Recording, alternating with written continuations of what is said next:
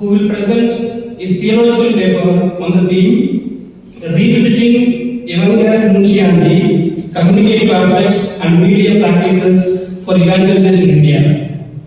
A diocesan priest of the Archdiocese of Bangalore, Reverend Dr. Cyril brings to this scholarly forum a rare and fruitful integration of theology, communication, and pastoral practice.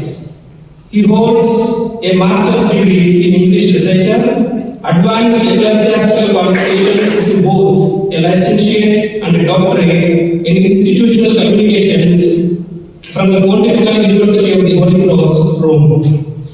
His academic formation is further enriched by international exposure through a student exchange program at Missouri University in the United States and a professional media training at Eternal World Television Network (EWTN) in Alabama.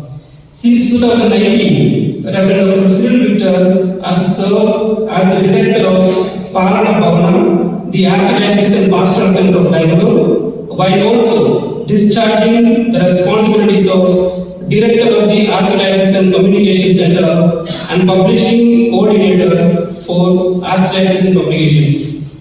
He was appointed as the first national coordinator of the Media Apostolate of CCBI, a role through which he has made a significant and pioneering contribution to the digital and media mission of the Church in India.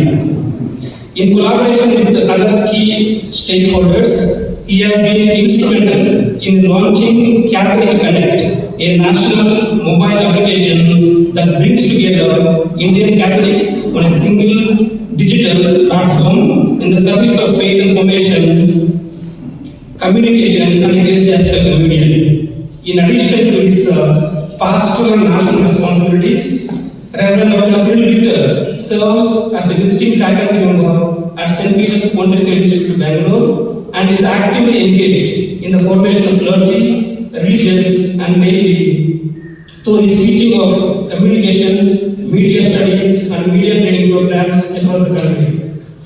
Known for his scholarly depth, visionary leadership, communicative clarity, and creative engagement with emerging media, he stands at the forefront of contemporary efforts to reimagine evangelization to a rapidly changing digital culture.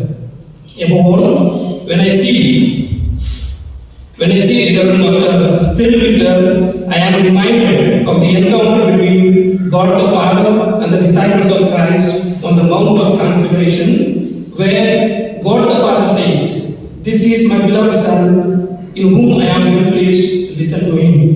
Yes, Father Cyril is truly my beloved because we completed our Bachelor of Theology together in this institute, and most of us depend on his class notes for exams.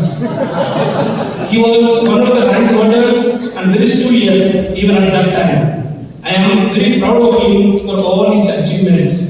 We now invite Reverend Dr. Cyril to present his paper and to lead us in a reflective reading of Evangelii Nuntiandi in the light of the communicative mission of the Church in India. Welcome, Father.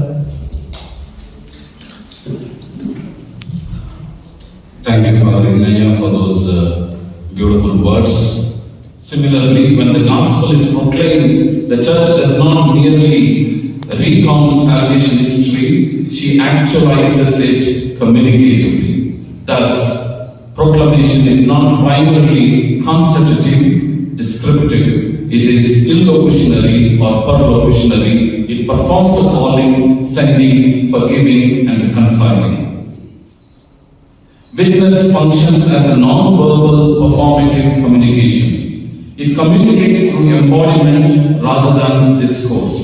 The early martyrs evangelized not through theological debate, but through the symbolic power of fidelity unto death. Fulfilling the Church's core mission of evangelization, catechesis, and community building, the media practices employed across the subcontinent can be seen in multifaceted media forms. In order to make an overall survey, it will be quite exhaustive. coordinated, strategic, well-resourced commitment to media ministry of evangelization in India. This study has argued that evangelization is fundamentally a communicative event rather than a mere pastoral activity or doctrinal transmission. So, in this regard, Evangelii Nuntiandi acts like a powerful prophetic radio tower erected 50 years ago. While the core message remains constant, the surrounding landscape has changed drastically, filled with new communication highways like the internet, new cultures that speak different languages, and Evangelii serves as a modern receiver, showing how to tune into the original powerful broadcast by adapting the frequency, volume, and language, ensuring that the message doesn't just reach the passive masses, but pierces the heart of every single listener, calling them to be communicators themselves into the new, noisy digital landscape. Thank you. A lot of things to carry home, and one thing that I found is this: proclamation is not information, but proclamation is transformation. And I think as Christian religions, if we can take this aspect to our communities and also to our churches, and we make a lot of difference.